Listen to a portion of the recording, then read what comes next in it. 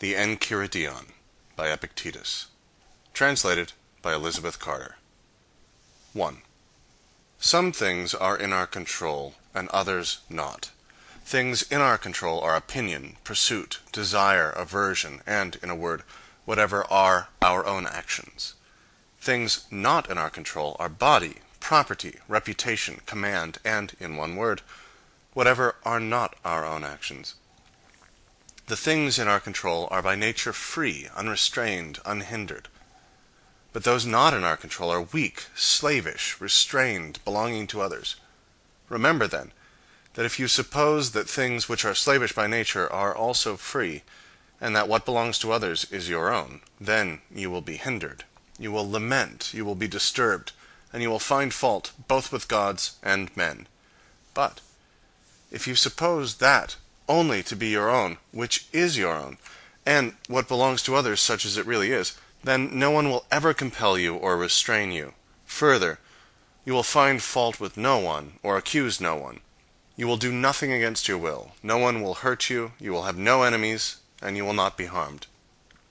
Aiming, therefore, at such great things, remember that you must not allow yourself to be carried even with a slight tendency towards the attainment of lesser things. Instead, you must entirely quit some things, and for the present postpone the rest.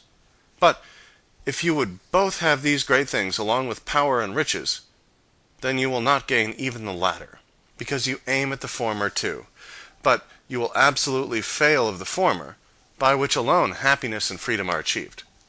Work, therefore, to be able to say to every harsh appearance, "You are but an appearance, and not absolutely the thing you appear to be." And then examine it by those rules which you have, and first and chiefly by this: whether it concerns the things which are in our control, or those which are not. And if it concerns anything not in our control, be prepared to say that it is nothing to you. 2. Remember that following desire promises the attainment of that of which you are desirous, and aversion promises the avoiding that to which you are averse. However, he who fails to obtain the object of his desire is disappointed, and he who incurs the object of his aversion wretched. If, then, you confine your aversion to those objects only which are contrary to the natural use of your faculties, which you have in your own control, you will never incur anything to which you are averse. But if you are averse to sickness, or death, or poverty, you will be wretched.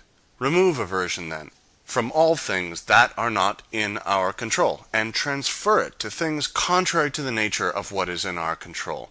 But, for the present, totally suppress desire. For, if you desire any of the things which are not in your own control, you must necessarily be disappointed, and of those which are, and which it would be laudable to desire, nothing is yet in your possession. Use only the appropriate actions of pursuit and avoidance, and even these lightly, and with gentleness and reservation. 3. With regard to whatever objects give you delight, are useful, or are deeply loved, remember to tell yourself of what general nature they are, beginning from the most insignificant things. If, for example, you are fond of a specific ceramic cup, remind yourself that it is only ceramic cups in general of which you are fond. Then, if it breaks, you will not be disturbed. If you kiss your child or your wife, say that you only kiss things which are human, and thus you will not be disturbed if either of them dies. 4. When you are going about any action, remind yourself what nature the action is. If you are going to bathe, picture to yourself the things which usually happen in the bath. Some people splash the water, some push, some use abusive language, and others steal.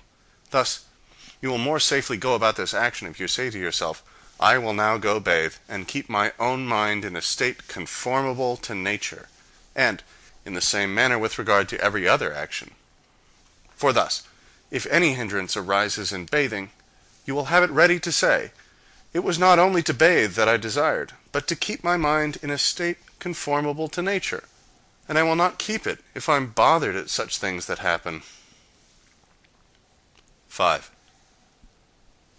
Men are disturbed not by things, but by the principles and notions which they form concerning things.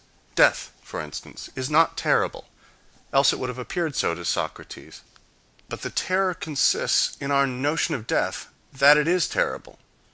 When, therefore, we are hindered, or disturbed, or grieved, let us never attribute it to others, but to ourselves, that is, to our own principles. An uninstructed person will lay the fault of his own bad condition upon others. Someone just starting instruction will lay the fault on himself. Someone who is perfectly instructed will place blame neither on others nor on himself. 6. Don't be prideful with any excellence that is not your own. If a horse should be prideful and say, "I am handsome," it would be supportable. But when you are prideful and say, "I have a handsome horse," know that you are proud of what is, in fact, only the good of the horse. What then is your own? Only your reaction to the appearances of things.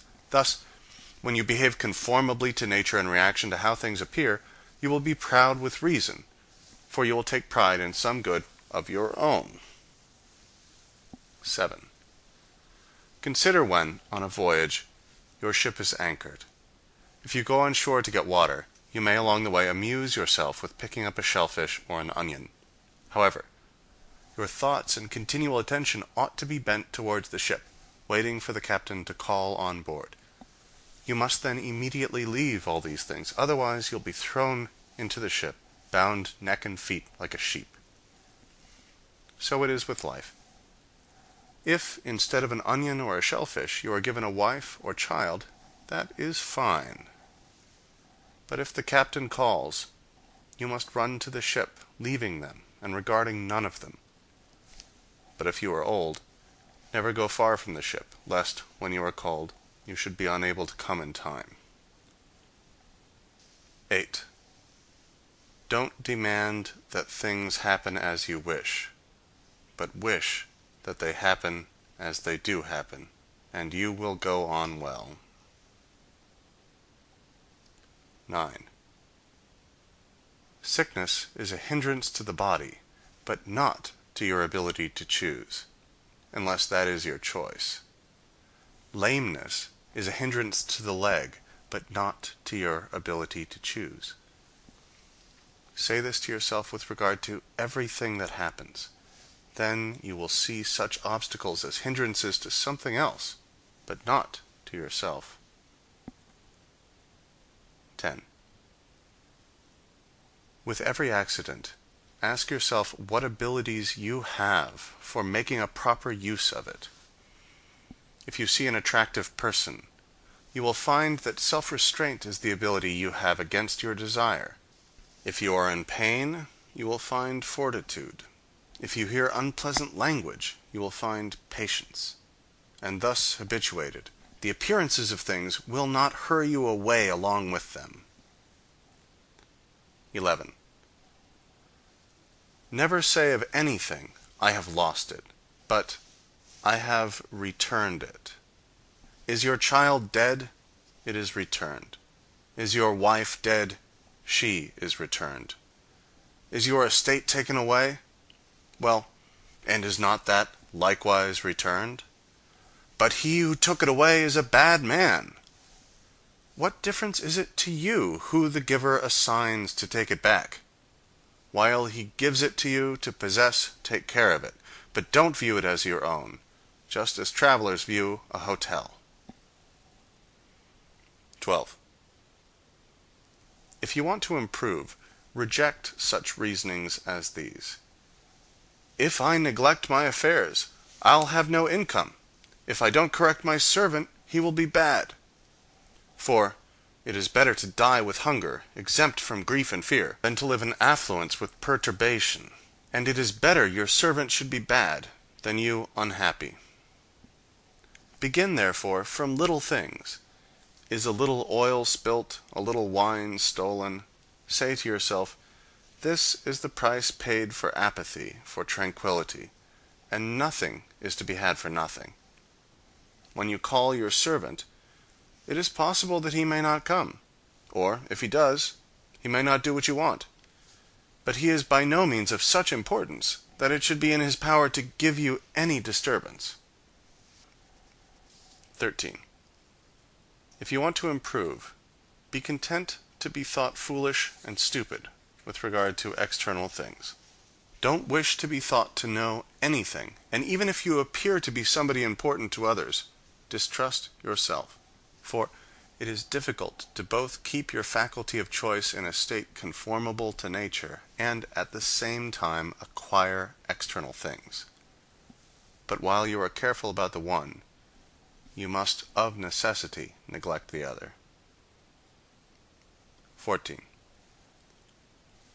If you wish your children, and your wife, and your friends to live forever, you are stupid. For you wish to be in control of things which you cannot. You wish for things that belong to others to be your own. So likewise, if you wish your servant to be without fault, you are a fool. For you wish vice not to be vice, but something else. But if you wish to have your desires undisappointed, this is in your own control. Exercise, therefore, what is in your control. He is the master of every other person who is able to confer or remove whatever that person wishes either to have or to avoid. Whoever then would be free, let him wish nothing, let him decline nothing which depends on others, else he must necessarily be a slave. 15. Remember that you must behave in life as at a dinner party. Is anything brought around to you? Put out your hand and take your share with moderation. Does it pass by you? Don't stop it. Is it not yet come? Don't stretch your desire towards it, but wait till it reaches you. Do this with regard to children, to a wife, to public posts, to riches, and you will eventually be a worthy partner of the feasts of the gods. And if you don't even take the things which are set before you, but are able even to reject them, then you will not only be a partner at the feasts of the gods, but also of their empire. For by doing this, Diogenes, Heraclitus, and others like them, deservedly became and were called divine. 16. When you see anyone weeping in grief because his son has gone abroad, or is dead, or because he has suffered in his affairs, be careful that the appearance may not misdirect you. Instead, distinguish within your own mind, and be prepared to say, it's not the accident that distresses this person, because it doesn't distress another person. It is the judgment which he makes about it. As far as words go, however, don't reduce yourself to his level, and certainly do not moan with him. Do not moan inwardly either. 17. Remember that you are an actor in a drama, of such a kind as the author pleases to make it. If short, of a short one. If long, of a long one. If it is his pleasure you should act a poor man, a cripple, a governor, or a private person, see that you act it naturally, for this is your business, to act well the character assigned to you. To choose it is another's. 18. When a raven happens to croak unluckily, don't allow the appearance hurry you away with it, but immediately make the distinction to yourself, and say, none of these things are foretold to me, but either to my paltry body, or property, or reputation, or children, or wife. But to me, all omens are lucky, if I will. For whichever of these things happens, it is in my control to derive advantage from it. 19. You may be unconquerable if you enter into no combat in which it is not in your own control to conquer. When, therefore, you see anyone eminent in honors or power or in high esteem on any other account, take heed not to be hurried away with the appearance, and to pronounce him happy. For, if the essence of good consists in things in our own control, there will be no room for envy or emulation. But for your part, don't wish to be a general, or a senator, or a consul, but to be free. And the only way to do this is a contempt of things not in our own control. 20. Remember that not he who gives ill language or a blow insults, but the principle which represents these things as insulting. When, therefore, anyone provokes you, be assured that it is your own opinion which provokes you. Try, therefore, in the first place, not to be hurried away with the appearance, for if you once gain time and respite, you will more easily command yourself. 21. Let death and exile, and all other things which appear terrible, be daily before your eyes, but chiefly death, and you will never entertain any abject thought, nor too eagerly covet anything. 22. If you have an earnest desire of attaining to philosophy, prepare yourself from the very first to be laughed at, to be sneered by the multitude, to hear them say, "He has returned to us a philosopher all at once," and "Whence this supercilious look?" Now, for your own part, don't have a supercilious look indeed, but keep steadily to those things which appear best to you as one appointed by God to this station. For remember that, if you adhere to the same point, those very persons who at first ridiculed will afterwards admire you. But if you are conquered by them, you will incur a double ridicule. 23. If you ever happen to turn your attention to externals, so as to wish to please anyone, be assured that you have ruined your scheme of life.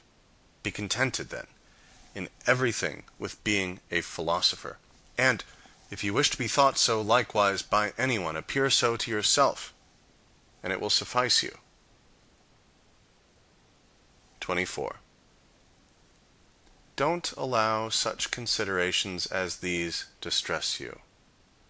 I will live in dishonor and be nobody anywhere.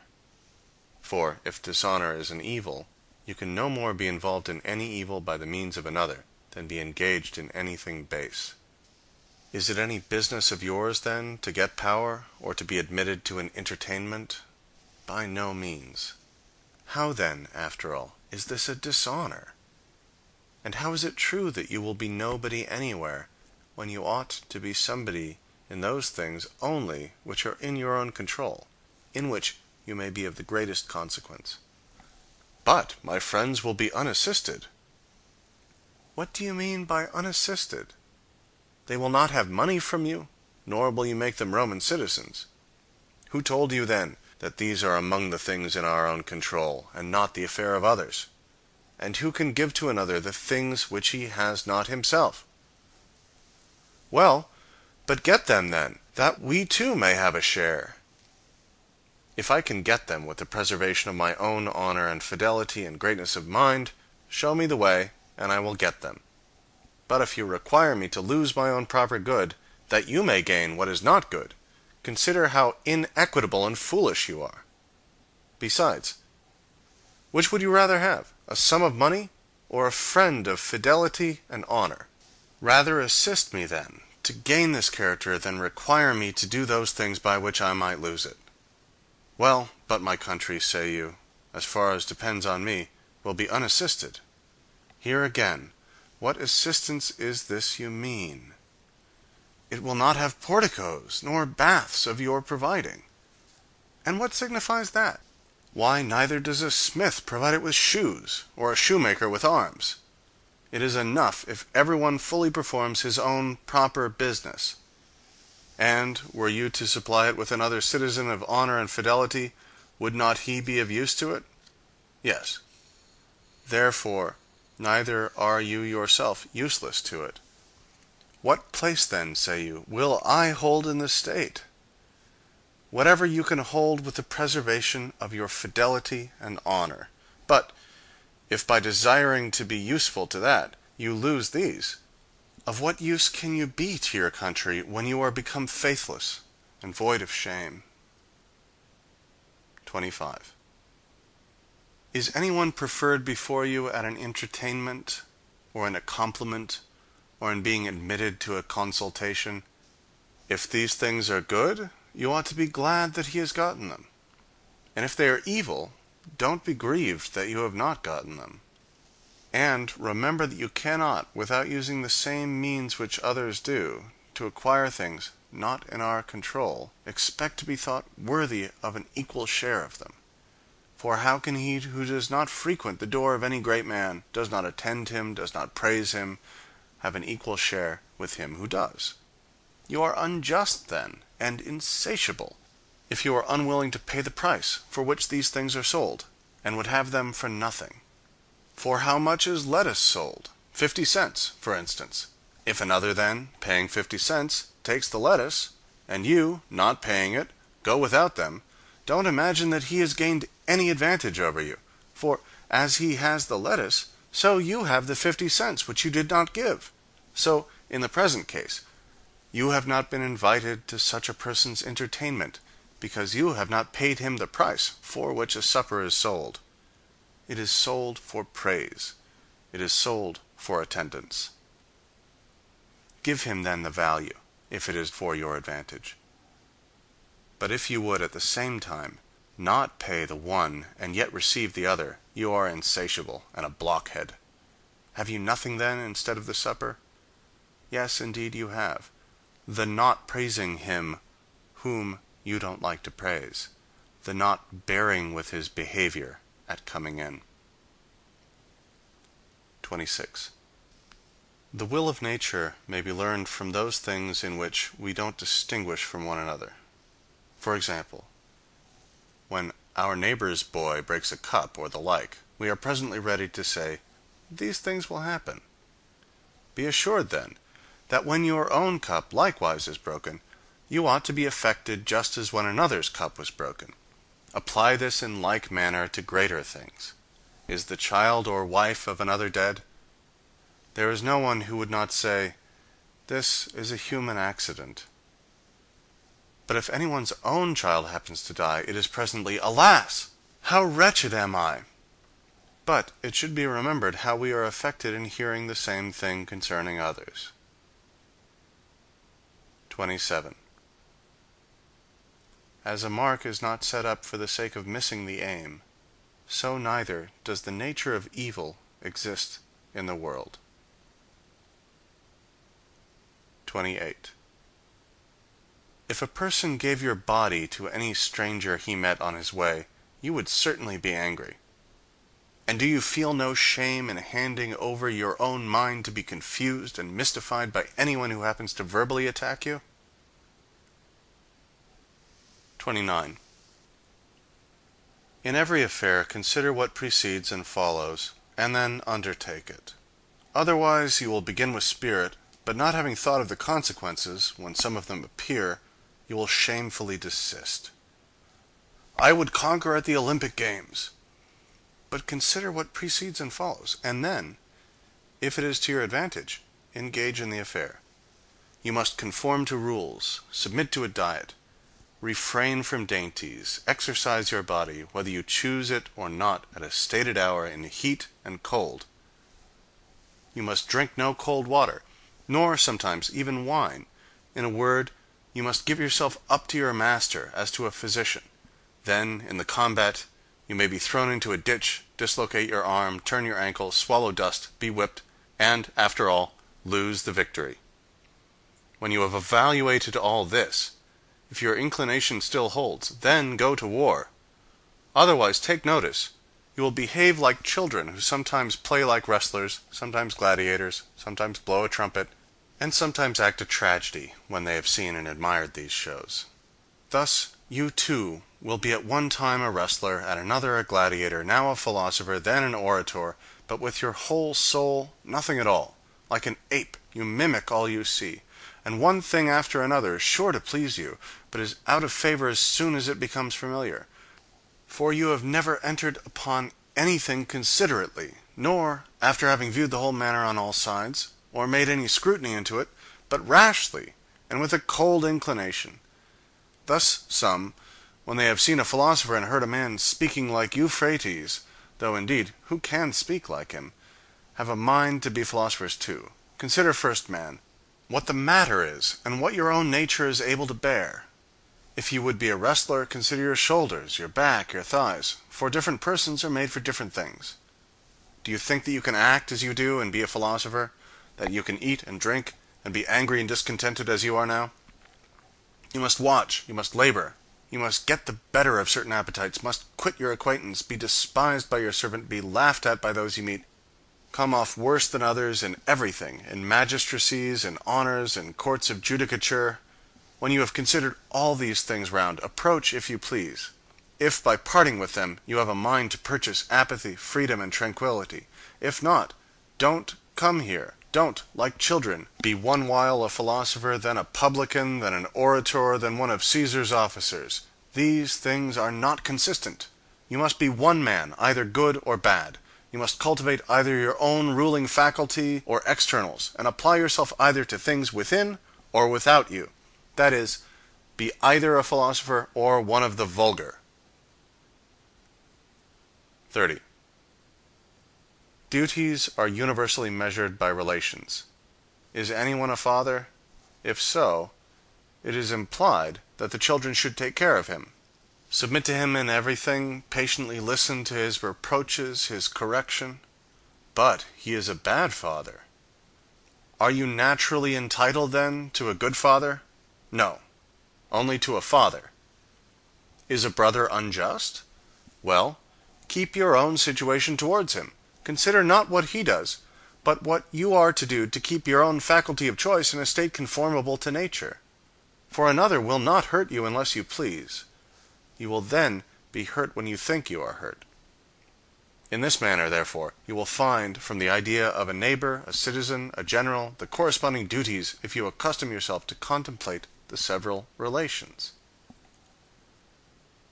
31.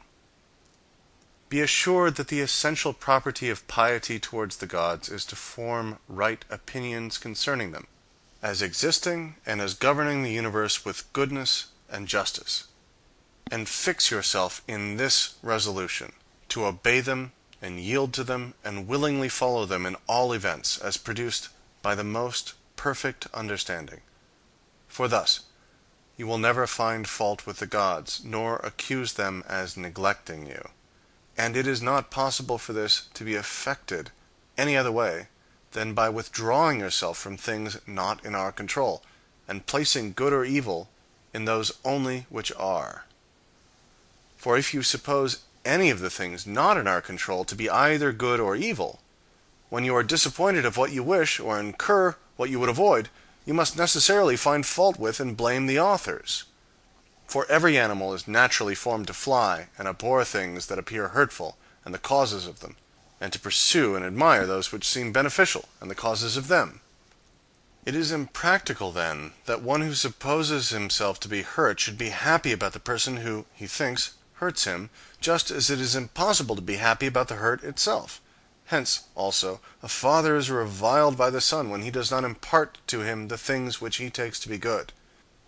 And supposing empire to be a good, made Polynices and Eteocles mutually enemies.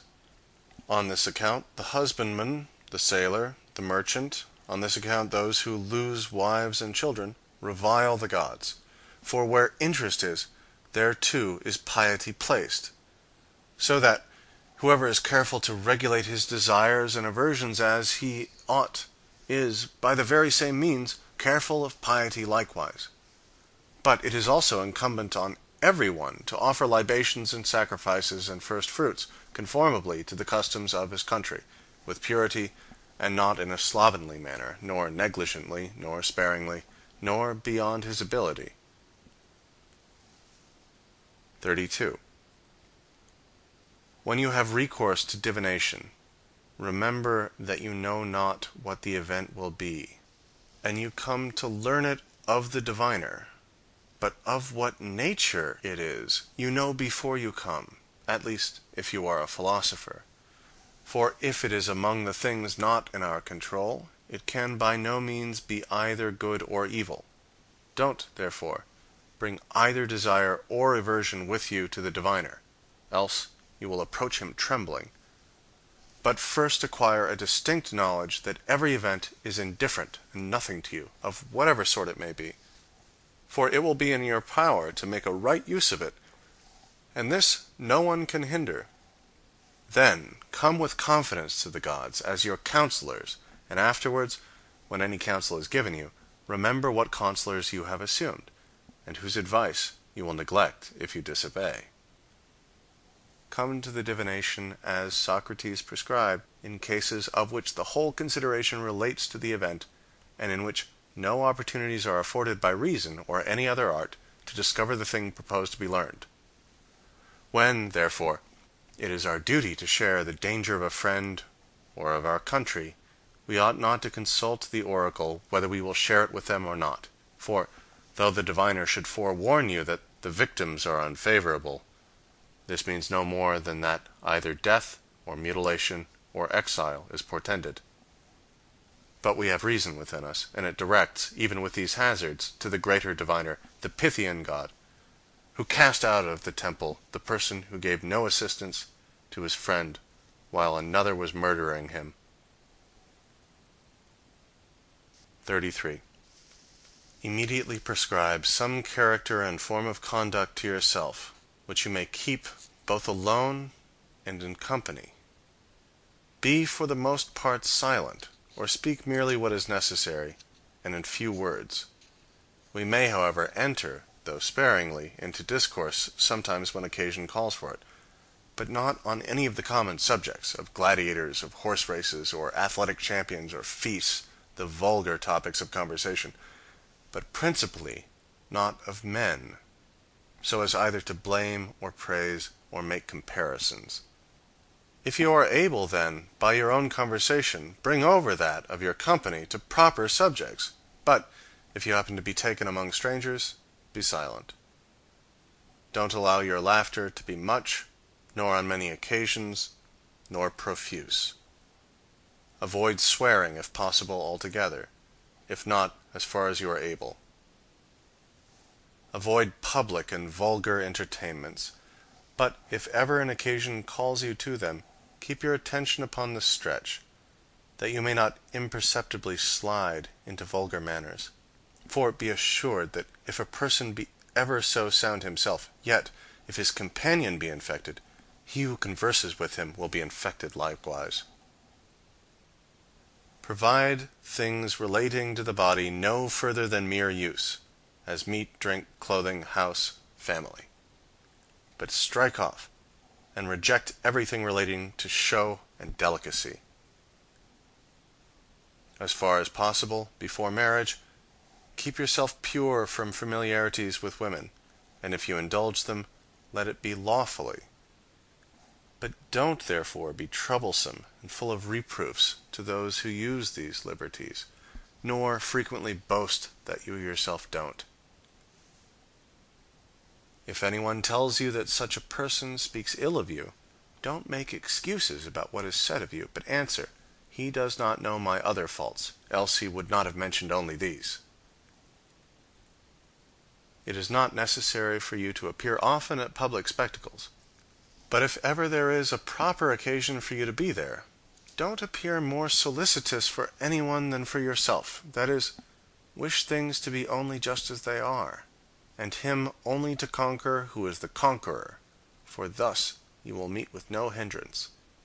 But abstain entirely from declamations and derision and violent emotions. And when you come away, don't discourse a great deal on what is past, and what does not contribute to your own amendment, for it would appear by such discourse that you are immoderately struck with the show. Go not of your own accord to the rehearsals of any authors, nor appear at them readily. But if you do appear, keep your gravity and sedateness, and at the same time avoid being morose. When you are going to confer with anyone, and particularly those in a superior station, represent to yourself how Socrates or Zeno would behave in such a case, and you will not be at a loss to make proper use of whatever may occur. When you are going to any of the people in power, represent to yourself that you will not find him at home, that you will not be admitted, that the doors will not be opened for you, that he will take no notice of you. If, with all this, it is your duty to go, bear what happens, and never say to yourself, "It was not worth so much." For this is vulgar, and like a man dazed by external things. In parties of conversation, avoid a frequent and excessive mention of your own actions and dangers. For however agreeable it may be to yourself to mention the risks you have run, it is not equally agreeable to others to hear your adventures. Avoid likewise an endeavor to excite laughter, for this is a slippery point which may throw you into vulgar manners, and besides, may be apt to lessen you in the esteem of your acquaintance. Approaches to indecent discourse are likewise dangerous.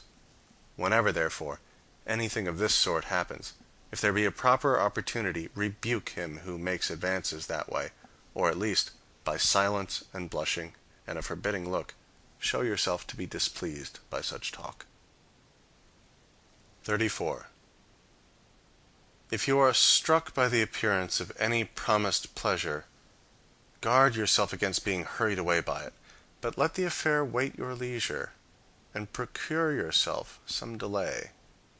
Then bring to your mind both points of time, that in which you will enjoy the pleasure, and that in which you will repent and reproach yourself after you have enjoyed it, and set before you, in opposition to these, how you will be glad and applaud yourself if you abstain.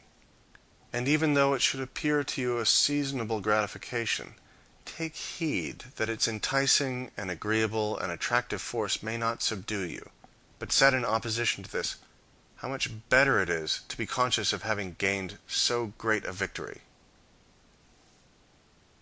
35. When you do anything from a clear judgment that it ought to be done, never shun the being seen to do it, even though the world should make a wrong supposition about it. For if you don't act right, shun the action itself. But if you do, why are you afraid of those who censure you wrongly? 36. As the proposition, either it is day or it is night, is extremely proper for a disjunctive argument, but quite improper in a conjunctive one, so, at a feast, to choose the largest share is very suitable to the bodily appetite, but utterly inconsistent with the social spirit of an entertainment. When you eat with another, then, remember not only the value of those things which are set before you to the body, but the value of that behavior which ought to be observed towards the person who gives the entertainment. 37. If you have assumed any character above your strength, you have both made an ill figure in that, and quitted one which you might have supported. 38. When walking, you are careful not to step on a nail or turn your foot. So, likewise, be careful not to hurt the ruling faculty of your mind. And if we were to guard against this in every action, we should undertake the action with the greater safety. 39. The body is to everyone the measure of the possessions proper for it, just as the foot is of the shoe. If, therefore, you stop at this, you will keep the measure, but if you move beyond it, you must necessarily be carried forward as down a cliff, as in the case of a shoe. If you go beyond its fitness to the foot, it comes first to be gilded, then purple, and then studded with jewels. For to that which once exceeds a due measure, there is no bound. 40. Women from 14 years old are flattered with the title of mistresses by the men.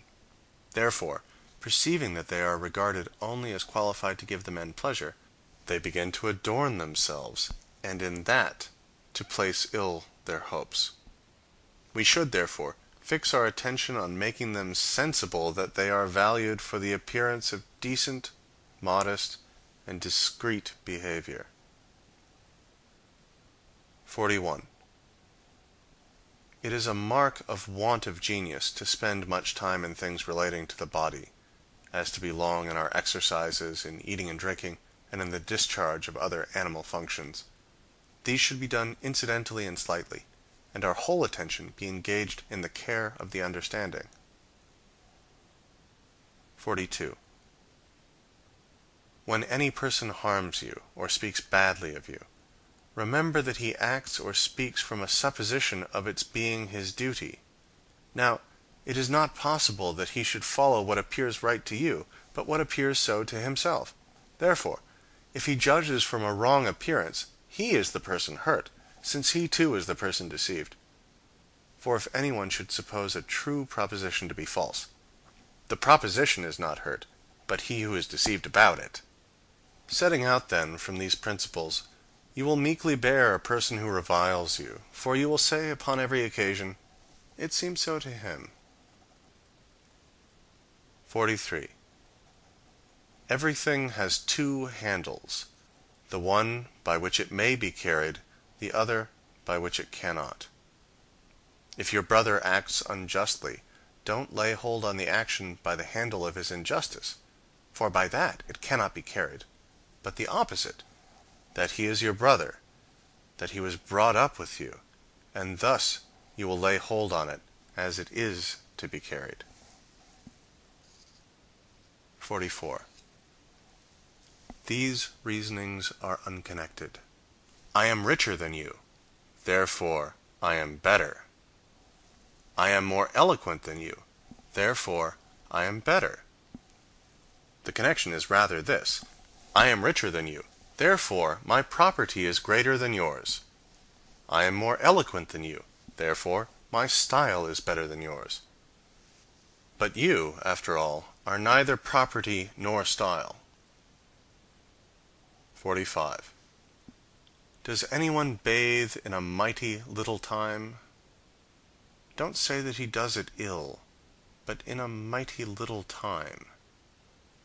Does anyone drink a great quantity of wine? Don't say that he does ill, but that he drinks a great quantity. For, unless you perfectly understand the principle from which anyone acts, how should you know if he acts ill? Thus, you will not run the hazard of assenting to any appearances but such as you fully comprehend. 46. Never call yourself a philosopher, nor talk a great deal among the unlearned about theorems, but act conformably to them.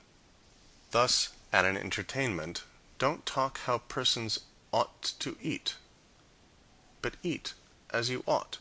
For remember that in this manner Socrates also universally avoided all ostentation. And when persons came to him and desired to be recommended by him to philosophers, he took and recommended them, so well did he bear being overlooked.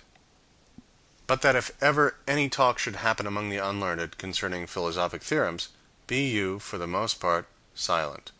For there is great danger in immediately throwing out what you have not digested. And if anyone tells you that you know nothing, and you are not nettled at it, then you may be sure that you have begun your business. For sheep don't throw up the grass to show the shepherds how much they've eaten, but, inwardly digesting their food, they outwardly produce wool and milk. Thus, therefore, do you likewise not show theorems to the unlearned, but the actions produced by them after they have been digested. 47. When you have brought yourself to supply the necessities of your body at a small price, don't pique yourself upon it, nor, if you drink water, be saying upon every occasion, "I drink water." But first, consider how much more sparing and patient of hardship the poor are than we.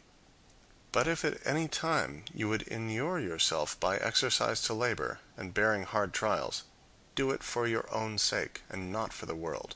Don't grasp statues. But when you are violently thirsty, take a little cold water in your mouth, and spurt it out, and tell nobody. 48. The condition and characteristic of a vulgar person is, that he never expects either benefit or hurt from himself, but from externals. The condition and characteristic of a philosopher is, that he expects all hurt and benefit from himself.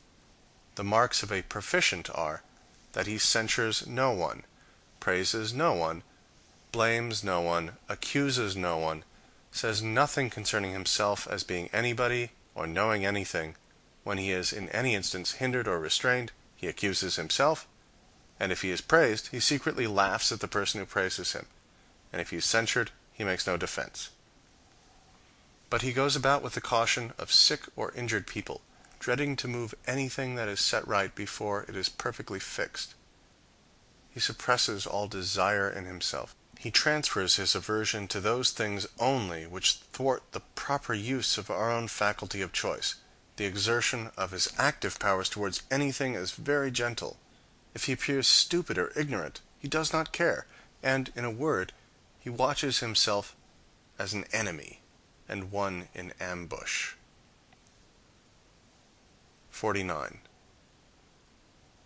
When anyone shows himself overly confident in ability to understand and interpret the works of Chrysippus, say to yourself, unless Chrysippus had written obscurely, this person would have had no subject for his vanity.